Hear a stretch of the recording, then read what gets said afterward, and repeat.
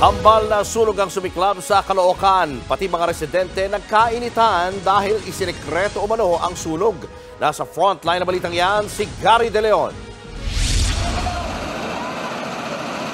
Todo hakot ng kanilang mga gamit ang mga residente sa 10th Avenue sa Barangay 9 sa Caloocan.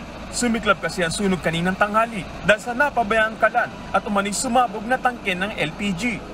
Dahil mabilis na kumalat ang apoy at gawa sa light materials yung mga bahay rito sa 10th Avenue, Caloocan, wala nang nagawa ang mga residente kundi iligtas na lamang ang kanilang mga sarili. Tumulong na nga rin mag-apula ang ilang residente. Sinubukan nilang maging positibo sa kabila ng trahedya. May birthday boss, yung tropa namin. Pa-shoutout na lang. Kahit may sunog, masaya pa rin kami. 3 oras tumagal ang apoy. Aabot sa 100 bahay ang natupok. Wala naman nasaktan. Habang may sunog sa 10th Avenue, may sumiklab ding apoy sa 2 apartment unit sa 11th Avenue sa Barangay 90. Mabilis kumalat ang apoy dahil gawa sa light materials ang estruktura. Pati mga residente nagkainitan din. Sobrang naramdaman ng galit sa'yo!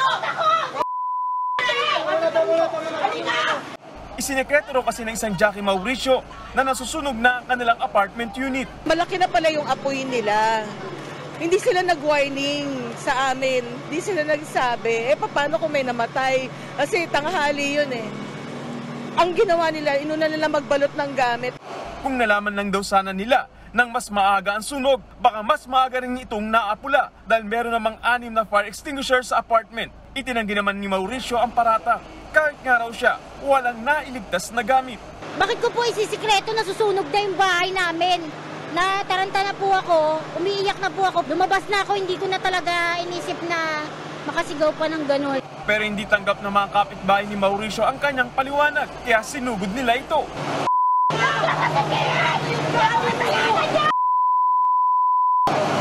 Umawat naman ng barangay, iniimbestigahan pa ang sanhi ng apoy. Nasa 8 pintong apartment ang natubok bago ito naapula. Wala naman nasaktan. Nagbabalita mula sa frontline, Gary De Leon, News 5. Mga kapatid, Julius Babaw po. Huwag maging huli at maging una sa lahat ng balitaan. Para sa tuloy-tuloy na talakayan sa frontline, mag-follow at mag-subscribe sa social media pages ng News 5.